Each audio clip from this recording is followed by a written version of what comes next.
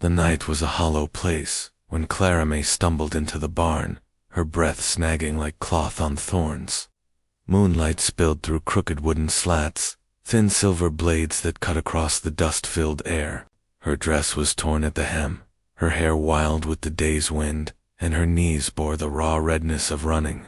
The scent of hay, leather, and horse sweat crowded her lungs until she whispered, as if bargaining with the shadows themselves, "Don't hurt me. I'll be your wife." The words tumbled from her mouth, not as an offering of love, but as the last weapon of a cornered animal. She had spoken them before to other men, older men, hungrier men, and it had been the only currency she knew. A life traded for a body, a future bartered away for one night's safety. She stood there trembling, waiting for hands to seize her, for laughter to crackle like firewood, but none came. Instead, a man sat quietly on a bale of hay, the lantern at his boots, drawing out the shape of his shoulders. Elias Boone. He had been mending a harness when she appeared, the leather strap dangling forgotten in his hand. His hat was pushed back, his jaw shadowed with days of silence. He looked at her as though she were not a stranger intruding on his night, but a wild animal caught in a trap, dangerous in her desperation, fragile in her fear. He did not move closer. He did not rise. His voice came steady, low as a river's current. "No one here's gonna hurt you." The barn creaked around, them rafters sighing in the night wind. The horse shifted in its stall, snorted softly, a sound so ordinary it made her want to scream. Her heart pounded, as if to remind her she was still alive. She blinked, waiting for the catch, the trick, the sudden lunge. But Silas only stayed where he was, elbows resting loosely on his knees, eyes quiet. Her shame flared hot across her cheeks. She had offered herself, without hesitation, like bread thrown before dogs, and he had not even reached for her.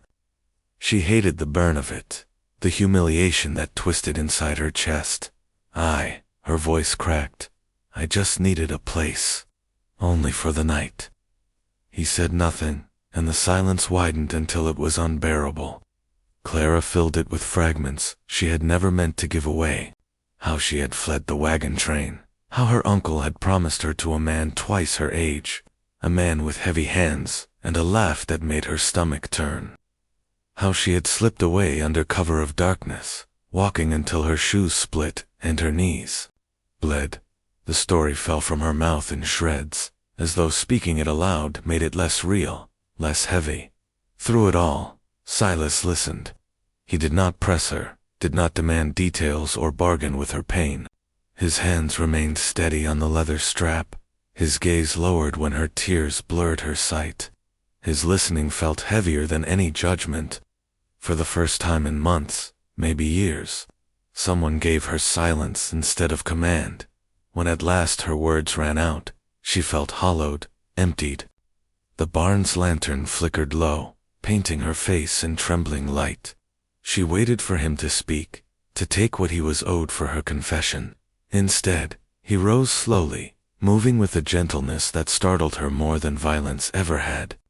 From a shelf, he drew down a folded blanket. Without stepping too near, he set it on the straw before her. "You're safe here tonight," he said, and that was all. Her throat tightened.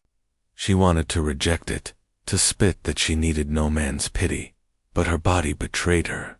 She sank to her knees, drawing the blanket around her shoulders like armor. The coarse wool scratched her skin, yet it warmed her in a way she had forgotten. Warmth could. A cup of water followed. He offered it from a distance, his hand outstretched but not reaching. She hesitated. Trust had never been a word in her vocabulary, but her thirst burned hotter than her fear.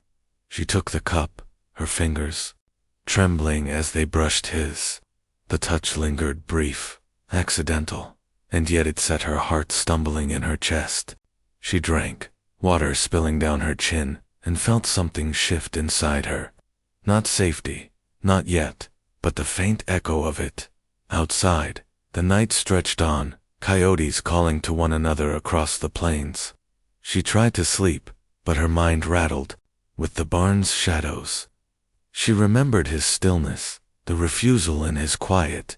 She remembered that he had not taken her when she had offered herself like a coin. That thought carried her into sleep, uneasy but whole. Morning broke with the sound of boots in gravel. Clara stepped from the barn, wrapped in the blanket, hair loose, face pale.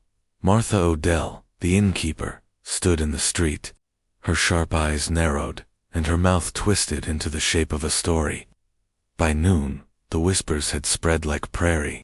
Fire, she offered herself. He took her in. Another lost girl at the mercy of a cowboy. The words chased Clara through the day, sharper than knives. She scrubbed her hands raw at the water pump, unable to rid herself of the feeling that every eye in town was upon her. Shame pressed down like a yoke. She considered running again, fleeing into the wilderness where at least the judgment would come from hunger and wolves, not human voices. That evening, she found Silas repairing the corral fence, his hat low against the sun. "I should go," she murmured, her voice thin. "They're saying things." He did not look up. He drove a nail into the post with steady strikes. "Let Em talk," he said at last. "They don't know what it costs to survive." The words sank into her, like stones into water. He spoke them not as comfort, but as truth. They did not erase the sting of gossip, but they gave her something firmer to stand on. She watched him work, sweat streaking his temple, muscles moving beneath his shirt. He was not a man of declarations. He was a man of small, deliberate acts. And those, she realized, carried more weight than any promise. That night, she lay awake. In the spare room he had given her, the ceiling beams above carved with years of weather. The house smelled of pine and dust, and the faint leather of his saddle. Through the thin walls, she heard the sounds of night, the low hum of coyotes, the rustle of wind through the eaves, the porch boards groaning beneath his boots as he walked. His rounds, her eyes stung with tears, she did not understand. It was not fear that held her awake. It was the strange, fragile recognition that he had not taken her body when she had offered it.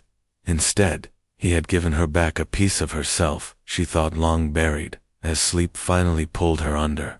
She whispered into the dark, "Not for him, but for herself. He didn't take me. He gave me back something I'd forgotten I had." And though the gossip roared outside those walls, in the hush of that house she felt a flicker of strength she had thought lost forever.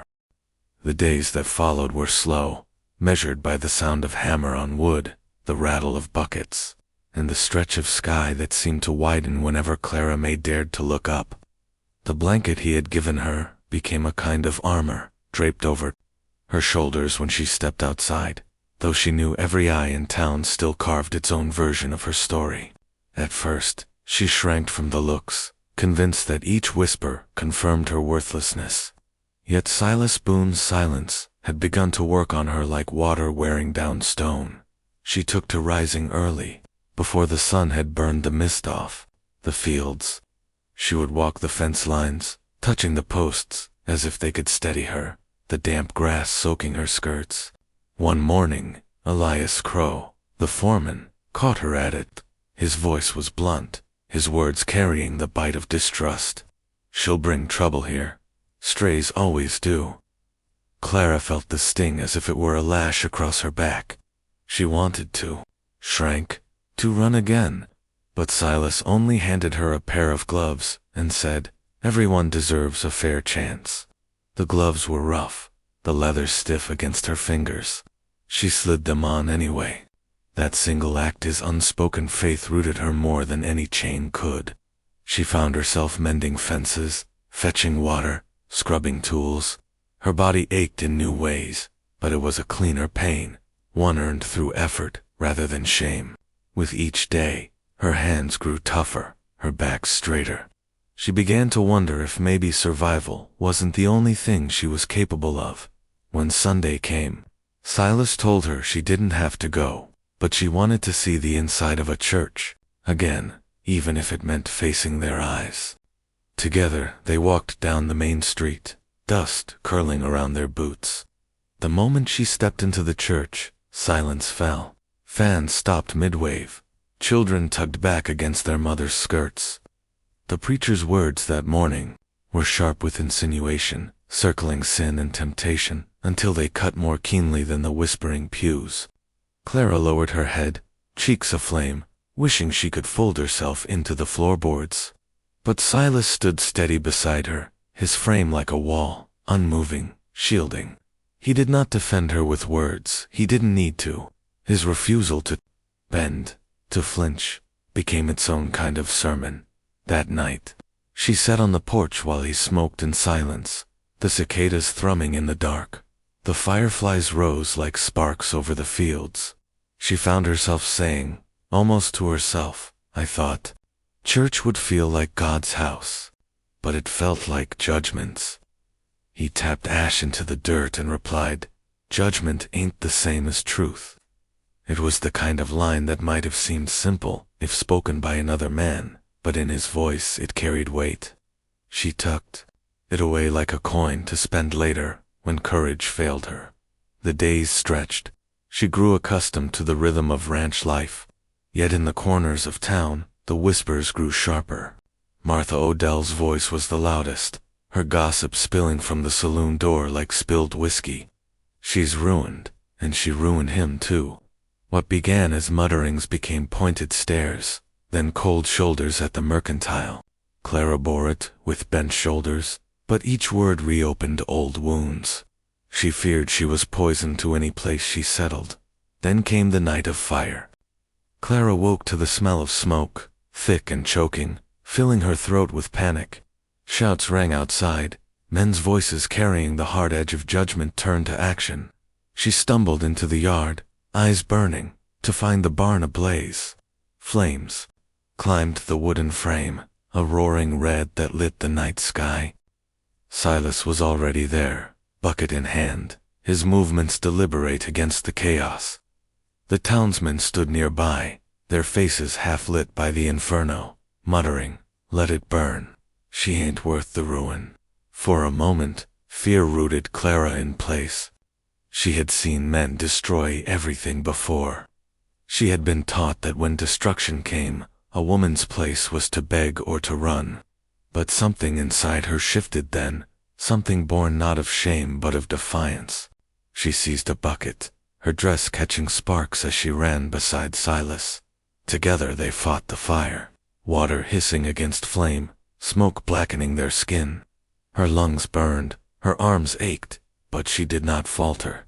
With each throw of water, she felt the weight of her own courage growing, solidifying.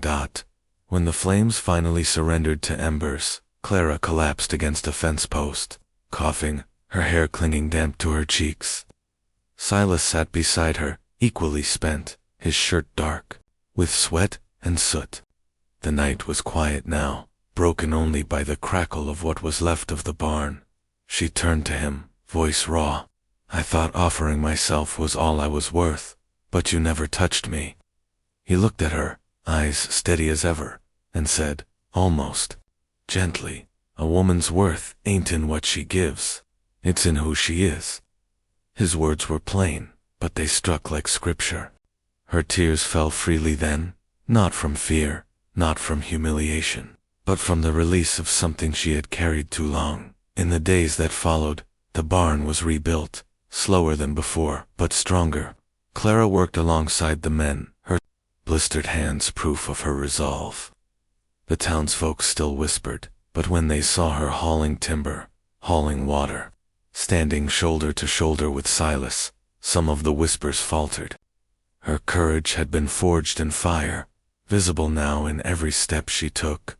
One afternoon, when Martha muttered again in the mercantile, Clara turned and faced her.